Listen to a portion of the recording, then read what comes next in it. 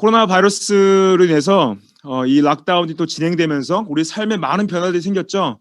어떤 분들은 자택에서 근무하는 분도 계시고, 어떤 분들은 일을 못하게 되신 분도 계시고, 어떤 분들은 일을 더 하게 되신 분도 계시고, 우리 상황이 많이 바뀌었습니다. 본인들도 자녀들을 온라인 수업에 참가하는 걸 도와줘야 돼서 더 힘드신 분들도 계시고, 또 친구분들 만나서 커피 한 잔 제대로 못하게 된 상황이죠. 이게 시간이 참 우리에게 더 주어진 것 같기도 하고 덜 주어진 것 같기도 하고, 어떤 전에 관리했던 시간과 다른 개념의 시간 관리가 우리가 생각해야 될 시기이기도 합니다. 그리고 우리가 시간을 혹시 쓸데없이 허비하고 있지 않는지 우리 자신을 돌아봐야 될 부분이 있는데요.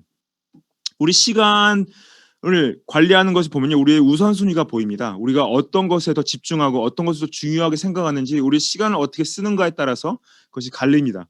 성경에서는 예수님께서 어떻게 시간을 관리했는지에 대한 자세한 내용을 말씀하진 않으세요. 하지만은 예수님께서 무슨 일에 더 우선순위를 두시는 거에 따른 것은 알 수가 있습니다. 그래서 어떤 일에 더 우선순위를 두셨다는 것을 보면서 어떻게 시간을 사용했는지 우리가 가늠해 볼 수 있어요.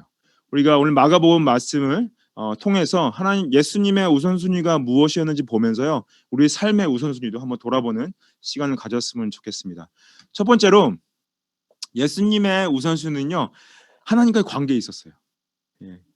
오늘 말씀 죄송합니다. 2장 1절 말씀 보시면은 수일 후에 예수께서 다시 가버나움에 들어가시니 집에 계시다는 소문이 들린지라 그래요. 이게 마가가 여기서 2장 1절을 수일 후에 다시 가버나움에 들어가셨다는 걸 시작하는 다시 가버나움에 오셨다고 말하는 이유가 있습니다. 이 소문에 대한 얘기가 있습니다. 이 이유를 우리가 알려면요, 마가복음 1장 35절부터 37절 말씀을 보면 알 수가 있어요. 지난주에 우리 전사님께서 설교를 해주셨는데, 이 마가복음 1장 35부터 37절까지 말씀에 왜 가버나움을 떠났다가 다시 돌아오셨는지, 또 왜 제자들한테 무엇을 중요한 것을 가르쳐주는 의도가 있는지 우리가 볼 수가 있습니다. 그래서 1장 35절 다시 한번 보시면요, 새벽이 밝기 전에 예수님께서 일어나서 나가 한적한 곳으로 가사 거기서 기도하셨다는 말씀이 나오죠. 근데 아시다시피 이 전날 예수님께서 엄청난 큰 사역을 많이 이루셨습니다. 그래서 많은 병자들을 고치시고 귀신들을 쫓아내시고, 어떻게 보면은 육체적으로나 심적으로 영적으로 사역에 지쳐 있는 상황일 수 있는데요. 사역에 지쳐 있으면 좀 늦게까지 주무실 수도 있잖아요. 근데 굳이 새벽에 아직 날이 밝기도 전에 very early in the morning이라고 써 있죠. While it's still dark, 아직 어둠이 걷히지 않은 전에 예수님께서 한적한 곳으로 가셨다. 한적한 곳은 이 가버나움에서 멀지 않은 어떤 갈릴리 바다 동편에 있는 광야 사막지대라고 추측을 해볼 수가 있는데, 그래서 이 영어로 보시면 He went out to a desolate place. There he prayed. 예수님께서 사역에 지쳐 있을 수 있는데 불구하고 전날 일찍 새벽에 나가셔서 기도하러 나가신 거죠. 아무도 없는, 주위에 제자들도 없고 사람들도 없고 아무도 없는 상황 가운데서 나가셔서 하나님과 시간을 보내시는 것을 볼 수가 있습니다. 근데 예수님이 이제 생각해 보세요. 예수님이 기도하고 계신데요. 이게 기도하고 계신데 멀리서 사람들의 소리가 들려와요. 이 36절 1장 36절 보시면은 시몬과 및 그와 함께 있는 자들이, 제자라고도 표현 안 했다고 이제 지난주에 전사님께서 말씀하셨죠. 그와 함께 있는 자들이 예수의 뒤를 따라갔다 그래요. 그거는 이제 간절한 마음으로 예수님 찾는 거죠. 예수님 찾고, 이제 제자들은 예수님을 향한 어떤 희망과 기대를 가지고 막 찾고 있던 거죠. 근데 이거는 예수님이 개인적으로 영적 시간을, 영적 교제, 하나님과 영적 교제의 시간을 갖는 거에 대한 중요성을 잘 모르는 상태에서 한 행동들입니다. 그래서 이게 보시면 돼요. 예수님께서 하나님과 깊이 있게 기도하고 계신데 제자들이 온 거예요. 예수님. 37절에 보시면은 이르되 모든 사람이 주를 찾나이다 그래요. 모든 사람이 찾나이다. 왜 모든 사람이 찾았을까요? 중요한 것은 예수님의 말씀을 듣기보다는 예수님께서 이 행하신 병고침과 어떤 귀신 쫓는 기적들을 소문이 났죠. 그래서 사람들이 모두 찾고 있는 거예요. 병고침을 받기 원하는 사람들, 귀신 쫓기를 원하는 사람들이 다 모이고, 아니면 그걸 구경하고 싶은 사람들이 다 모여 있는 거죠.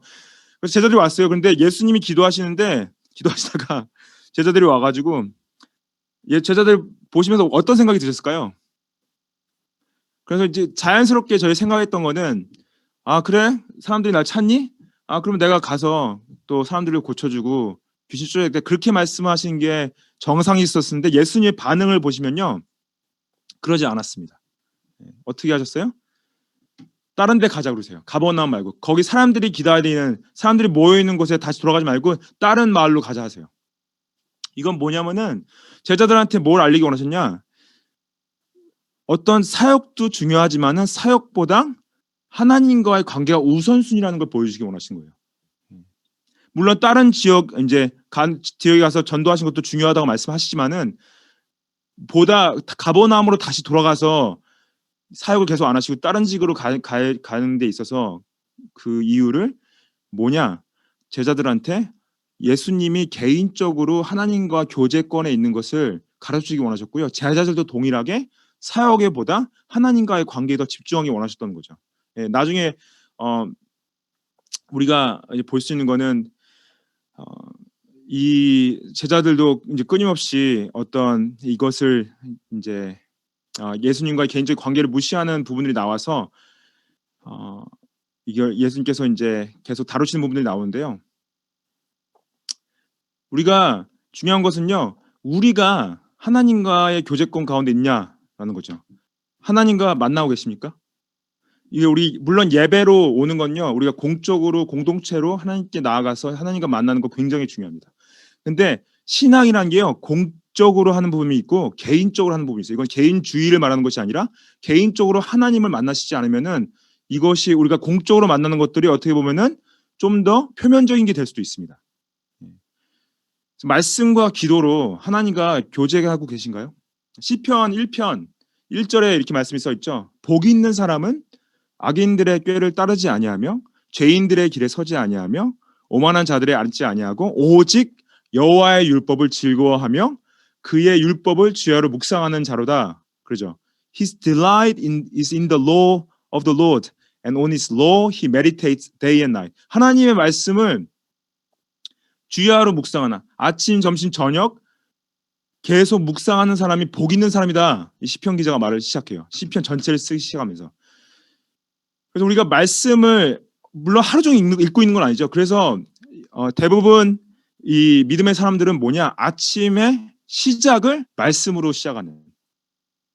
물론 어떤 분들은 나는 자기 전에 말씀을 자고 읽고 잡니다. 막 일기를 쓰실 수도 있고 일기 쓰시면서 말씀을 묵상하면서 쓸 수도 있고 주무시기 전에 읽을 수도 있죠. 하지만은 하루 종일 하나님 말씀 묵상한다는 건 뭐냐? 아침의 시작을 하나님 말씀으로 시작한다는 거. 이건 뭐냐? 하나님의 말씀이 내 삶 가운데 가장 중요합니다. 하나님의 나의 삶의 주인 되십니다. 하나님 내가 이 말씀을 가지고 오늘 하루를 살아가기 원합니다. 이거 선포하는 거죠. 그래서 이 아침에 묵상하는 것이요. 어떤 율법적으로 우리가 어떤 책임적으로 하는 것이 아니라 하나님을 사랑하기 때문에 하나님이 나의 삶의 주인 되기 때문에 하나님의 삶의 왕 되시기 때문에 내가 따라가고 싶은 마음에서 말씀을 묵상하는 거죠. 말씀을 읽고 생각하는 거죠. 제가 전에도 말씀드리겠지만은 동양에서 말하는 묵상과 이제 성경적으로 말하는 묵상은 굉장히 큰 차이가 있습니다. 동양에서 말하는 명상이나 묵상은요. 생각을 비우는 거예요. 생각을 비우는 걸 가만히 앉아서 아무 생각을 안 하는 거를 이제 동양적 명상, 동양 묵상을 생각하고 성경적 묵상은 뭐냐? 우리의 생각을 하나님의 말씀으로 채우는 거예요. 하나님의 말씀으로 가득 채우는 거. 그래서 우리 죄된 마음과 죄된 생각과 죄된 성품들이 하나님의 생각으로 하나님의 말씀으로 채워져 가면서 그분을 닮아가게 되는 것이 성경적 묵상이라는 거죠. 예수님께서 오늘은 말씀 가운데 말씀과 기도로 교제했다는 표현보다는 기도를 통해서 하나님께 교제했던 거 말씀하시죠. 나중에 이제 마가복음 6장에 가면요. 예수님께서 5,000명을 먹이시는 큰 기적을 일으키신 다음에 5,000명을 먹이시고 하고 바로 하신 게 무엇이냐? 무리들하고 작별하시고 산으로 가셔서 기도했다는 장면이 나와요. 마가복음 6장 46절에 보시면. 그래서 이건 굉장히 큰 이적을 일으키고 나서 제자들과 함께도 아니시고 혼자서 산에 가시고요. 산에 가서 기도하신 후에 내려오셔서 나중에 무리를 걷는 또 기적을 보이십니다. 그 뭐냐면요. 기적들보다 예수님은 하나님과 함께 나아가 하나님과 교제하는 것이 더 중요했다는 걸 볼 수가 있어요. 요한복음 5장 30절에 이렇게 말씀을 하십니다. 예수님께서 내가 아무것도 스스로 할 수 없노라. 듣는 대로 심판하노니 나는 나의 뜻대로 하려 하지 않고 나를 보내신 이의 뜻대로 하려 함으로 내 심판은 의롭다. 이렇게 말씀하세요. 예수님께서 가장 중요한 우선순위 뭐였냐? 5천 명을 먹이시는 것보다 무리를 거둔 것보다 더 중요한 거는 하나님의 뜻대로 행하기 위해서 자신이 스스로 할 수 없는 것을 알고 하나님과 함께 교제하는 것. 이것이 예수님께 중요했다는 거죠. 그래서 어떤 세상과 이게 세상 안에 있지만은 세상의 소리들을 끊고 하나님과 개인적으로 하나님과 대화의 시간, 이 시간이 중요한 거를 우리가 예수님의 삶을 통해서 볼 수가 있습니다.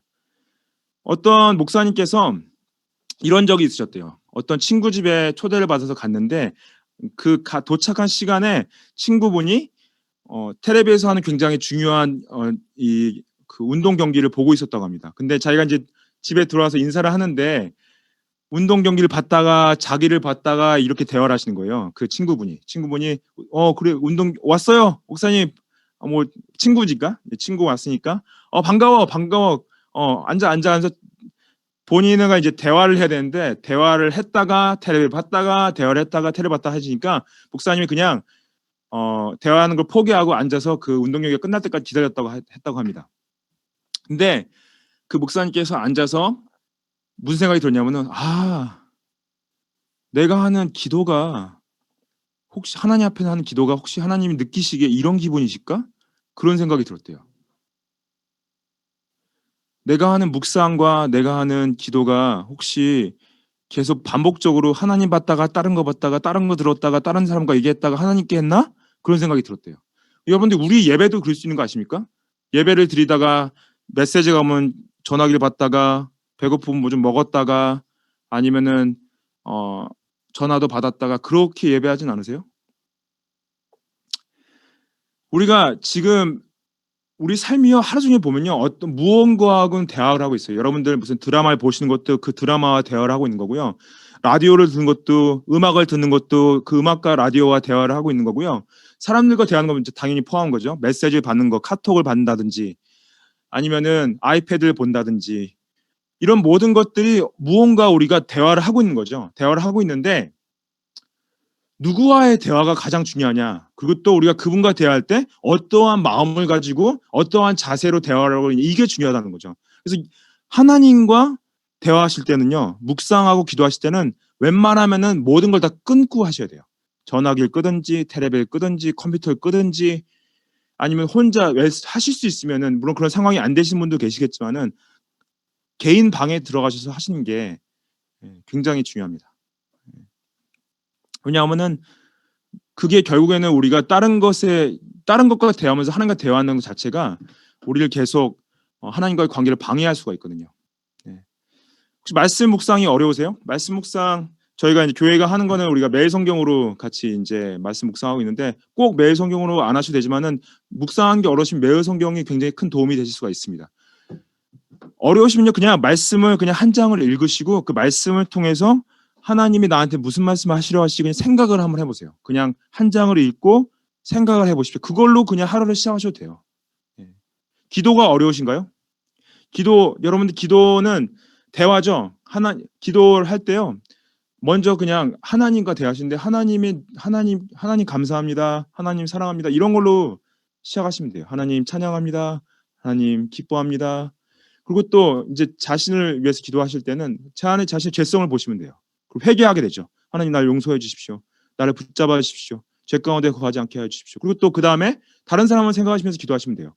가족들을 위해서 기도하시고 학교 친구분들 위해서 기도하시고 직장 동료분들 위해서 기도하시고 교회 분들 위해서 기도하시고 많은 것들 우리가 다른 것들 기도했어요. 이렇게 기도가 어려우시면요. 그냥 먼저 하나님께 하나님이 누구신지 하나님 무엇을 하셨는지 말씀하시고 자신의 죄와 회개와 인도하심을 위해서 기도하시고 다른 분들 위해서 기도하시면 됩니다. 짧게라도 무릎 꿇고 하나님 앞에 나아가서 그분이 왕 되심과 삶의 주인 되심을 고백하면서 기도하시면 좋을 것 같아요.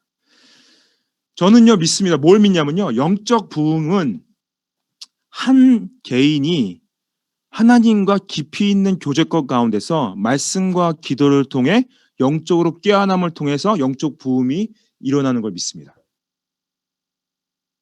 여러분들 생각했던 영적 부흥의 그림과 좀 다르신가요? 한 분 한 분이 하나님과 깊이 있는 영성 가운데 들어가서 말씀과 기도로 하나님과 교제할 때 그게 모아져서 교회가 모아졌을 때요. 그게 영성의 부흥이 오는 거예요. 예배의 질이 달라지고 공적으로 하는 모든 섬김이 달라지게 됩니다. 한 분 한 분이. 저는 기도해요. 매번 서보교회 한 분 한 분의 하나님과 개인적 관계가 더욱더 깊어지기를 기도합니다. 이게 굉장히 중요하죠. 예수님께서도 우리에게 가르쳐주시는 거 뭐냐? 사역보다 먼저 하나님과의 교제권 가운데 들어가는 거. 이거를 통해서 우리가 함께 영적인 부흥을 경험하기 축복합니다. 두 번째로 예수님의 우선순위는요. 복음을 전하시는 데 우선순위가 있었어요. 2절을 보십시오. 마가복음 2장 2절. 오늘 말씀. 2장 2절 보시면은 많은 사람이 모여서 문 앞에까지 들어설 자리가 없게 되었는데 예수께서 그들에게 도를 말씀하시더니 그럽니다. 많은 사람들이 모여 있었어요. 예수님이 이제 다른 데 돌아오시다 이제 가버나움 집에 돌아오신 거를 사람들이 알게 됐죠. 소문이 났어요. 많은 사람들이 모였습니다. 이 많은 사람들이 가운데요. 누가복음에 보면은 이 가버나움 이 동네뿐만 아니라 다른 유대에 있는 마을 사람들도 막 오고 예루살렘에서 사람들 바리새인들도 오고 서기관들도 오고 교법사들도 오고 왜 왔냐? 왜 이렇게 사람들이 많아? 문 앞까지 들어설 자리가 없이 모았느냐? 예수님이 베푸시는 이적과 기적을 보고 구경하기 위해서 아니면 본인이 체험하기 위해서 온 거죠. 그래서 예수님께서 이들에게 이적을 보여주셨습니까? 기적을 행하셨습니까? 뭘 하셨어요? 2절에 보시면은 그들에게 도를 말씀하시더니 이거는 이제 한국에서 돌아다니면서 도를 아십니까 하신 분들과 도가 다릅니다. 영어로 보시면은 He was preaching the word to them. preaching the word to them. 그래서 이게 뭐예요? 예수님이 말씀하시는 도는 뭡니까? 예수님이 말씀하시는 그 말씀은 뭐예요? 마가복음 1장 14절 15절에서 봤죠? 14절 15절에 보면은 예수님께서 갈릴리에 오셔서 하나님의 복음을 전파하셨다. 15절에 보시면은 때가 찼고 하나님의 나라가 가까이 왔으니 회개하고 복음을 믿으라. 이게 예수님이 가르치시는 복음, 회개와 하나님 나라의 복음, 기쁜 소식, 예수님의 구원의 소식, 이거를 말씀하셨다는 거예요. 사람들이 꽉 차 있었어요. 예수님의 기적과 이적을 보러 다 모였습니다. 예수님께서 뭘 하셨냐? 나는 이 회개와 하나님 왕 되심을 선포하러 왔다. 내가 그 하나님의 아들이다. 가르치러 오신 거죠. 그래서 이게 1장 아까 예수님께서 제자들이 기도하시는데 제자들이 찾아왔잖아요. 예수님 사람들이 기다립니다. 근데 제자들한테 우리 다른 마을로 가자 하시면서 하신 말씀 뭐였어요? 38절에 보시면 1장 38절에 이르시되 우리가 다른 가까운 마을로 가자. 거기서도 전도하리니 내가 이를 위하여 왔노라 그래요. 예수님께서 Let us go on to the next towns that I may preach there also. For that is why I came out. 예수님께서 자신이 오신 이유를 내가 하나님 나라의 복음을 전하러 왔어. 나는 이적과 기적과 병 고침과 귀신 쫓는 것도 하러 왔지만은 그거보다 더 중요한 거는 나는 복음을 전하러 온 거야. 말씀하신 거죠. 이적을 구한 사람들이 모였습니다. 그 사람들의 마음은 뭐냐? 예수님은 구경거리로 생각한 거예요. 그리고 또 어떻게 보면은 자신의 어떤 문제들을 해결해 보려고. 그렇죠. 말씀과 복음보다 예수님의 기적과 이적과 행하심을 보러 왔는데 그 기복신앙의 문제가 뭐냐? 기복신앙의 가장 큰 문제는요. 예수님을 믿을 때 예수님의 복음에 집중하는 것이 아니라 예수님이 주시는 거에 집중하기 때문에 기복신앙의 문제가 있는 겁니다. 예수님을 믿으면 좋은 직장에 갈 수 있어. 예수님을 믿으면 좋은 학교에 들어갈 수 있어. 예수님을 믿으면 좋은 사람 만나서 결혼할 수 있어. 예수님을 믿으면 건강한 자녀들을 얻을 수 있어. 이러한 잘못된 어떤 그 메시지들이 뭐냐? 예수님께 집중하지 않고 예수님의 복음은 뭐예요? 예수님의 복음은 하나님 나라와 그분의 왕되심과 죄에 대한 용서죠. 그거 말고 다른 것들에 집중하기 때문에 문제가 있다는 거죠. 예수님을 믿으면은 좋은 학교 갈 수도 있습니다. 좋은 사람 만나 결혼할 수도 있습니다. 좋은 직장 얻을 수도 있습니다. 근데 그게 목적이 아니라는 거죠. 예수님의 기쁜 소식은 근본적인 우리의 죄에 대한 해결과 영생에 대한 문제라는 거죠. 그리고 또 이렇게 말씀하시는 분들이 계시죠. 복음은 말로 하는 게 아니야. 삶으로 살아내는 거야. 물론 삶으로 살아내지 않는 복음은 죽은 복음입니다. 근데 말로 전하지 않은 거는요, 하나님 앞에서 불순종하는 거예요. 로마서에서 사도 바울이 이렇게 말하죠. 로마서 10장 44절에 그런즉 그들이 믿지 아니하는 일을 어찌 부르리요? 듣지도 못한 일을 어찌 믿으리요? 전파하는 자가 없이 어찌 들으리요? 전파하는 자가 없이 어떻게 그들이 복음을 들을 수 있냐는 거죠. 그래서 우리가 이러한 잘못된 위험에 빠지면 안 되는 게 뭐냐? 물론 여러분들, 이 세상에 지금 사람들이 기독교인들한테 가장 크게 시험 드는 이유는요, 기독교인들의 거룩한 삶과 정결한 삶을 살아내지 못하기 때문에 시험 듭니다. 근데 복음을 정말 이해했고 복음을 정말 전하기 원하는 사람은요, 정결한 삶을 살기 원해요. 거룩한 삶을 살기 원해요. 왜냐? 예수님의 은혜가 너무 크고 그분의 사랑이 너무 귀하기 때문에. 그리고 그거를 전하고 싶기 때문에 거룩한 삶을 살기 원하고 정결한 삶을 살기 원하는 거죠. 예수님의 우선순위 어디에 있었냐? 복음을 증거하신 데 있었습니다. 이적을 행하는 것, 기적을 행하는 것도 하나님 그 사람들의 병을 고치는 것도 중요했죠. 중요했지만은 예수님은 복음을 증거하신 것, 그거를 우리가 집중해야 돼요. 예수님, 우리 멜번 서부교회가 복음을 증거하는 교회 되게 해주십시오.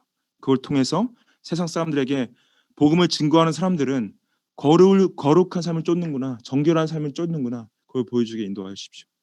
축복합니다. 마지막으로 예수님의 우선순위는요, 죄를 사하시는 데 우선순위가 있었습니다. 이제 오늘 말씀 3장부터 이제 12절까지, 3절부터 12절까지가 이게 이 스토리인데, 사람들이 한 중풍병자를 네 사람에게 메워 가지고 예수께 올세 그러죠. 무리들 때문에 예수께 들어갈 수가 없다고 얘기가 나옵니다. 이 중풍병자는 중풍병자가 중풍병을 든 경위를 봤을 때 아마 이제 사람들이 해석하기로는 분명히 어떤 비만이나 동맥경화 같은 증상이 있어서 경심증이, 이제 심장이 혈관에 문제가 있어가지고요. 혈관에 문제가 있어서 심장의 압력이 올라가면서 뇌의 어떤 신경세포들이 마비가 왔거나 손상이 되고 아니면 척추신경들이 파괴가 되면서 중풍병이 온 거죠. 중풍병이 뭐냐? 패럴리시스. 다리도 못 쓰게 되고 팔도 못 쓰게 되는. 그래서 어느 정도 병세가 심각한지 몰랐지만 여기서 말하는 중풍병은요, 신경이 파괴된 상태에서 혼자 움직일 수 없는 정도를 말을 합니다. 그래서 사람들이 네 사람이 메워가지고 온 거죠. 네 사람이 메워가지고 오는데 여기서 보면은요, 사람들이 they came. 근데 네 사람은 맺지만은 네 사람 말고도 더 많은 사람들이 이 중풍병자를 살려주러 온 거예요. 이건 뭐냐? 그리고 예수님이 믿음을 받죠. 믿음을 받는데 네 사람의 믿음뿐만 아니라 이 중풍병자의 믿음 또한 같이 데리고 온 사람들의 믿음을 다 보신 거예요. 이게 믿음이 혼자 할 수 없는 걸 또 얘기를 합니다. 물론 우리가 하나님과 개인적 관계에서 하나님을 깊이 있게 만나지만 또 동시에 우리가 믿음으로 나갈 땐 다 같이 나가야 될 부분들이 있죠. 근데 갔어요. 사람들이 이 네 사람이 메고 중풍병자를 데려왔고 다른 사람도 같이 왔습니다. 아마 이 중풍병자가 친구들이 정말 친한 친구들이 많았던지, 아무튼 이 사람을 생각하는 사람들이 많았던지 왔는데 무리들이 다 막고 있으니까 들어갈 수가 없어서 4절에 보시면은 지붕을 뜯었다고 그래요. 뜯어서 구멍을 냈는데, 이 당시 팔레스타인 정통 가옥은요, 특징이 지붕이 평면이었습니다. 평면에서 이게 이 집을 지을 때 굵은 나무 대들보를 세우고 작은 나무들을 이렇게 펼쳐놓은 상태에서 흙이랑 진흙을 덮어가지고 덮어 있었기 때문에 이거를 뜯어내기가 쉬웠대요. 지붕을 뜯어내는 게 가능했고, 그래서 뜯어낸 상태에서 내렸죠.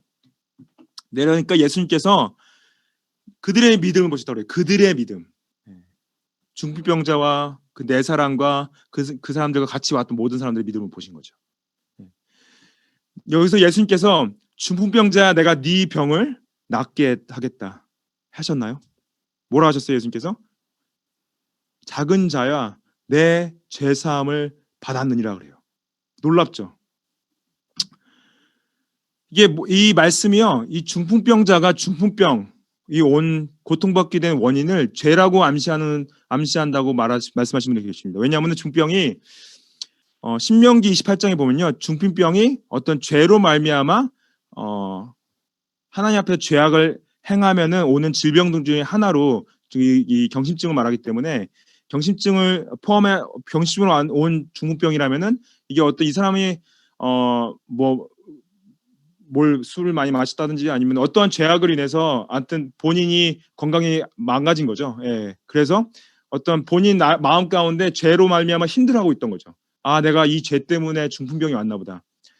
여기서 중요한 것은요, 모든 중풍병이 죄 때문에 온 건 아닙니다. 근데 여기서 특별히 신명기랑 연결해서 봤을 때 이 당시 이 사람이 생각했을 때는 본인이 어떤 범한 죄악 때문에, 꼭 굳이 뭐 다른 어떤 문란한 삶이 아니라도 다른 마음의 죄라든지 육신의 죄 때문에 자신이 이 고통을 받고 있다라는 마음이 있던 거죠. 예수님이 그걸 보신 거예요.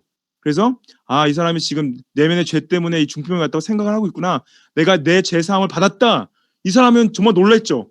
어떻게 예수님께서 내가 이 죄성 때문에 힘들어하는 거 아셨지? 이렇게 생각했습니다.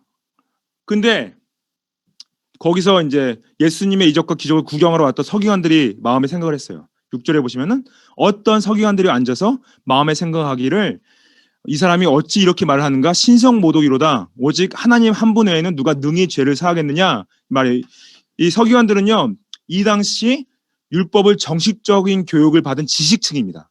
사람들이 딱 보면은 선생님 하는 분들. 그래서 율법의 전문가들로 활동하던 사람들이에요. 율법 전문가들이 봤죠. 어떻게 이거는 하나님만이 죄를 사하실 수 있는 분인데 이 사람이 어찌, 예수란 사람이 이 사람의 죄를 사한다 하느냐? 이건 신성모독이다. 그래서 이 서기관들의 신학으로 따르면요, 이건 분명히 예수님이 하나님이 아니고 사람으로 보이기 때문에 신성모독한 게 맞아요. 그렇죠? 근데 중요한 거는 예수님이, 제가 뭐라고 했습니까? 자신을 하나님의 아들, 자신을 메시아, 하나님과 동등된, 하나님과 동등된 존재이기 때문에요. 이건 신성모독이 아닌 거죠. 예수님이 하나님이시라면. 당연한 일인 거죠. 예수님께서 하나님의 아들이시고 하나님이시기 때문에 죄를 사하는 게 당연한 거죠. 그래서 이 구약의 율법에 따르면요, 만약에 어떤 사람이 자신을 신성화하면요, 돌로 쳐 죽이는 게 맞았습니다. 그래서 이때부터 사람들이 예수님을 죽이려고 모략을 시작하는 것이, 예수님이 말하는 것들이 자신이 하나님이라 말하기 때문에 이제 힘들었던 거죠.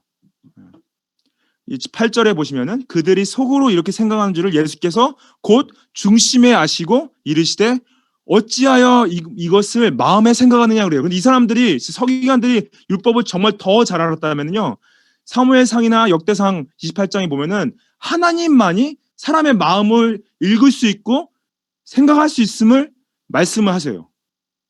근데 예수님이 서기관들의 마음을 읽으셨다는 것을 들었을 때 서기관들은 어떻게 이 사람이 나의 마음을 읽었지라 생각했을 때 이분이 하나님 되심을 아실 수 있었어야 됩니다. 여러분들, 그 아무도 여러분들의 마음을 읽을 수가 없어요. 여러분 남편분도 읽을 수 없고 아내분도 읽을 수 있고 자녀분도 여러분의 마음을 아무도 여러분의 마음을 읽을 수 없는데 읽을 수 있는 분이 한 분이 계십니다. 예수님은 여러분들의 마음을 읽을 수 있고 생각할 수 있어요. 중부 9절에 보면은 이렇게 말씀하시죠.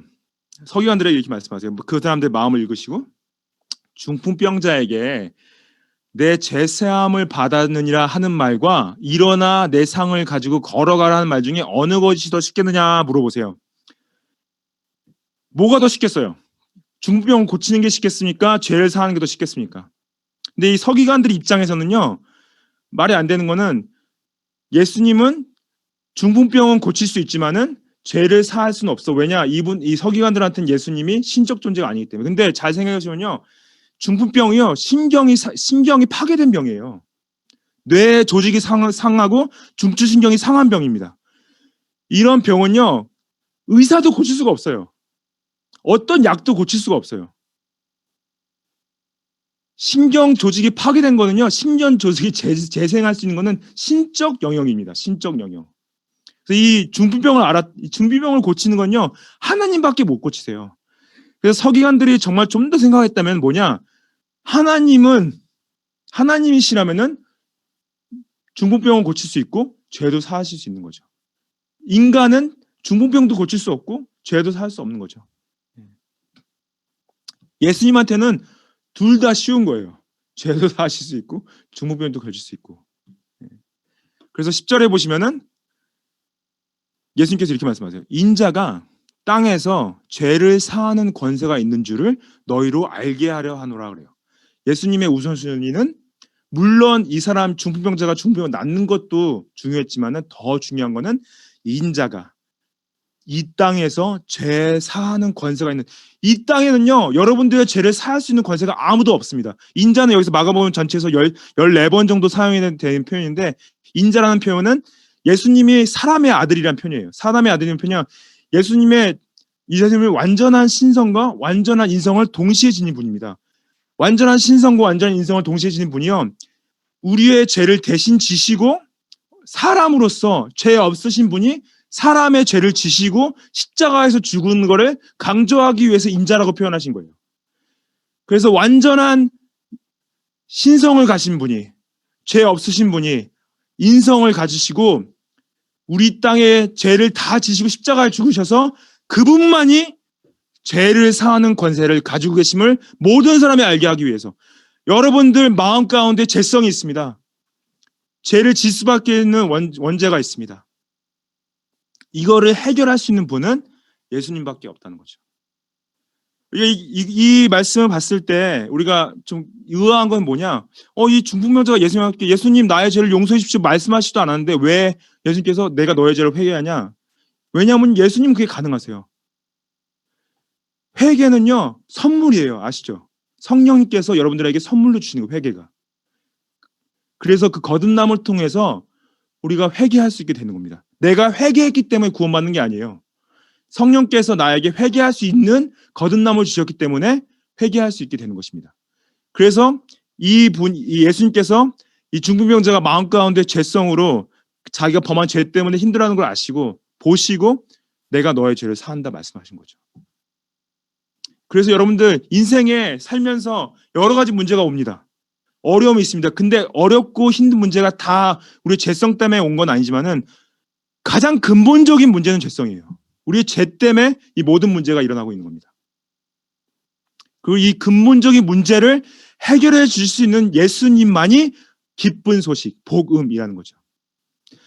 그래서 복음의 시작은 내면의 죄에 대한 인식입니다. 아, 내가 죄인이구나. 이 죄를 해결할 사람이 예수 그리스도밖에 없구나. 우리가 삶을 살다 보면 외적인 죄를 짓게 되죠. 뭐 예를 들어서 뭐 재판을 받게 되죠. 재판을 가서 죄에 대한 책임을 지고 어떤 분들은 감옥에 가시는 분도 계시고 어떤 분들은 벌금을 내시는 분도 계시고 그렇죠. 그거는 우리가 이 세상에 짓는 죄들에 대한 책임은 우리가 질 수 있지만요. 근본적으로 우리의 가지고 있는 이 죄성, 내면의 죄성은요. 영혼에 영향을 줍니다. 이것은 우리가 책임질 수 없습니다. 예수님만이 책임질 수 있고 예수님만이 여러분들 구원자 되십니다. 제가 이 말씀 마치기 전에 꼭 말씀드리고 싶은 부분은요. 모든 병이 죄 때문에 온 건 아닌 걸 다시 한번 확인해 드리고 싶어요. 보면은 요한복음 9장 1절부터 3절 보시면 이렇게 말씀이 써 있습니다. 예수님께서 길을 가실 때 날 때부터 맹인된 사람을 보신지라 2절에 보시면은 제자들이 물어 이르되 랍비여 이 사람이 맹인으로 난 것이 누구의 죄로 인함이니까 자기이니까 그의 부모니까. 그래요. 이 눈먼 사람이 태어날 때부터 눈먼 것이 이 사람의 죄 때문입니까? 아니면 부모의 죄 때문입니까? 제자들이 물어봤습니다. 굉장히 중요한 신학적인 질문이죠. 예수님께서 뭐라고 대답하세요? 이 사람의 죄 때문이라고 그러세요? 아니면 이 부모의 죄 때문이라고 그러세요? 아니죠. 이 사람의 죄도 아니고 부모의 죄도 아니고 그에게서 하나님이 하시는 일을 나타내고자 함이라 그래요. 그러고 나서 실로암에 이 진흙으로 짓이겨서 눈을 바르시고 실로암 물가에 씻으러 가라 하지 않습니까? 눈을 뜨게 되죠. 하나님의 능력을 보여주려고. 그래서 어떤 경우에는 죄 자체가 원인이 아닌 상태에서 병이 낫는 경우가 있는 거예요. 여러분들 이 맹이 된 것도요. 인간의 능력을 치유할 수 없는 병이었어요.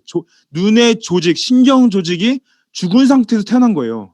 이거 신적 능력이 아니면은 이 조직이 살아날 수가 없는 거죠. 예수님은 하실 수 있다는 거죠. 예수님은 진짜 예수님한테 너무 쉬워요. 인간적인 표현으로 껌입니다. 껌. 이 중풍병자가 신경 조직이 살아나는 것과 눈먼 자가 눈을 뜨게 되는 것은 예수님의 신적 능력으로 가능한 거죠. 그래서 예수님께서는요, 우리가 지금 우리의 이 세상에 가지고 있는 육적인 병들도 치유되기를 기도하기 원하세요. 왜냐하면 예수님이 지금 하나님 편에 살아계시고 그분이 아직도 우리 삶 가운데 역사하시고 계시기 때문에 예수님, 내가 지금 이 질병이 있습니다. 마음의 병이 있습니다. 육신의 병이 있습니다. 치유하여 주십시오. 이거를 믿음으로 기도하기 원하신다는 거죠. 제가 전에도 말씀드리겠지만은 야고보서 5장 15절에 이렇게 믿음의 기도는 병든 자를 구원하리니 주께서 그를 일으키시리라. 혹시 죄를 범하였을지라도 사하심을 받으리라. 그러므로 너희 죄를 서로 고백하며 병이 낫기를 위하여 서로 기도하라. 의인의 간구는 역사하는 힘이 큼이라. 야고보가 여기서 말하는 거 뭐냐? 죄가 이 병의 문제라면은 죄에 대한 회개가 먼저라는 거죠. 그 다음에 죄에 대해 낫기 위해서 기도하라고 말씀하세요. 예수님의 우선순위가 죄 사함에 있기 때문에. 그리고 이 땅에서도 예수님께서 병 고치는 사역을 계속 하시고 계시기 때문에. 예수님이 치유자 되십니다. 예수님이 우리의 치유자 되세요. 예수님이 또한 물론 이 현대의학을 사용하셔서 일반 은혜로 약이나 수술을 사용해서도 치유를 하십니다. 하지만 또 하나님께서 초자연적으로도 치유하시게 하십니다. 하지만 우리의 우선순위는 뭐예요? 하나님 예수님께 있다는 거죠.